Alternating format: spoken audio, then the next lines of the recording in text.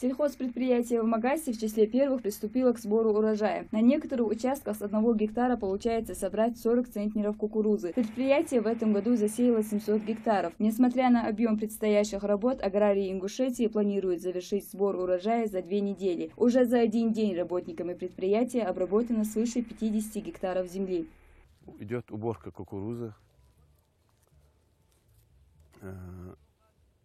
Сейчас погодные условия позволяют работать с утра до вечера.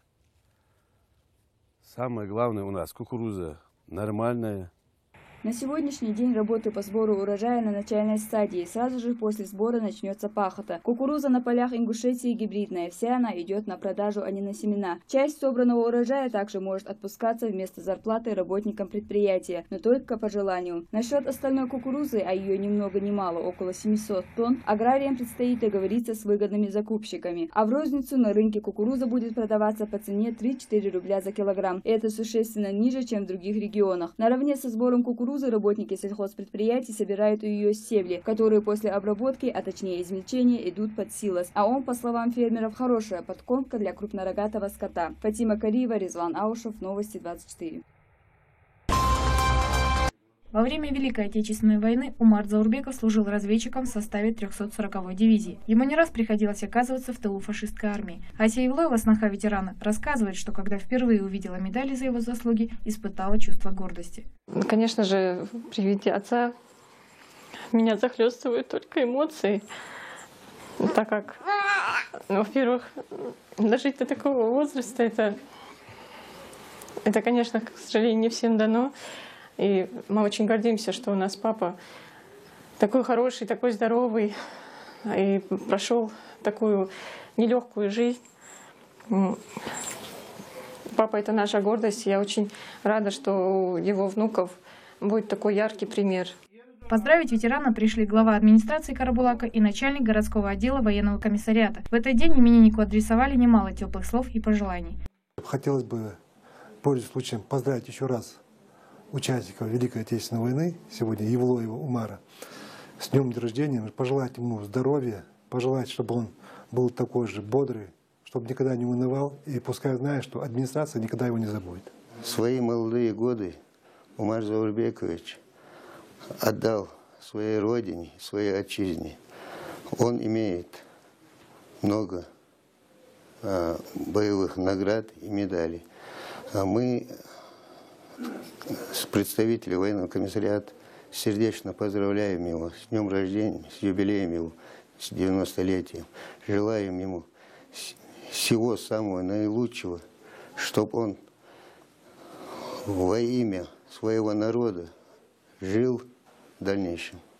Жизненный путь ветеранов вызывает самое глубокое уважение, являясь образцом истинного патриотизма и доблести. Мадина Галаева, Юнус Цычоев, Новости 24. Новый закон о безопасности дорожного движения внес значительные коррективы в жизни водителей. Одно из самых заметных новшеств – 16 категорий водительских прав вместо 5, существовавших ранее. Например, появляется категория М. Ее необходимо получать тем, кто собирается управлять мопедом или скутером. Также подросткам младше 16 лет запрещено управлять мопедом на дорогах общего пользования. Наряду уже с существующими категориями А, Б, С, Д вводятся подкатегории со значком 1, с таким же названием А1, Б1, С1, Д1. Если категория А, допустим, она разрешала управлять всеми видами мотоциклов, то, допустим, категория А1 уже разрешает управлять транспортными средствами с объемом двигателя внутреннего сгорания до 125 кубических сантиметров. Получить права на мопед и на легкие мотоциклы можно будет с 16 лет. Впрочем, несмотря на вступление в силу закона, автошколы пока не могут обучать водителей на эту категорию, а госавтоинспекция не может принимать по ней экзамены, потому что до сих пор нет необходимых подзаконных актов. При этом человек, у которого есть права с любой категории, имеет право управлять скутером или мопедом. Магомед Измайлов, Резван Аушев, Новости 24.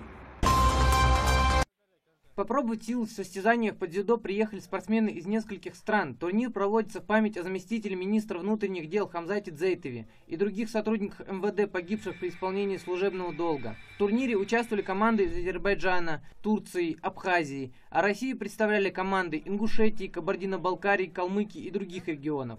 Я приехал из Дагестана. очень хорошо встретили, очень вкусно накормили и расположили очень хорошую гостиницу. Первую схватку я боролся с очень сильным соперником, но я его обыграл. Наша команда поехала с Азербайджана. Нас очень тепло встретили. Тут, конечно, хочется стать первым, но соперник очень сильный. Есть еще команды, поехавшие с Турции, из других стран. Моя команда сборной Ингушетии. Я болею за нее. Мои соперники были очень сложными, жестокими, но я победил их. На турнире присутствовали родственники погибшего офицера Хамзата Дзейтова. Они пожелали юным спортсменам успехов, стойкости духа и победы. Сегодняшний день посвящения для моего брата. Кто помог, кто организовал этот директор ФОКа. Я желаю всем, кто помог, кто страдал, кто пришел сюда. Я всем желаю счастья, удачи вам. Всем благодарю я, правительство Ингушетии. Также на турнире присутствовал председатель Совета Федерации самбо-70 Хусейн Булгучев. Я благодарен организатору этого турнира, подготовившись тренерам, спортсменам, я очень благодарен. Это какая-то помощь нашему руководству. В первую очередь главе, что у нас Ингушетия не такая уж опасная. Приезжайте, вкладывайте деньги, работайте у нас все хорошо. Организатором международного юношеского турнира стал Ибрагим Чахкиев, тренер по дзюдо и самбо. В схватках приняли участие дзюдоисты в весовой категории от 45 до 80 килограммов. Победители определятся завтра. Руслан Албагачиев, Рахман Цуров, Новости 24.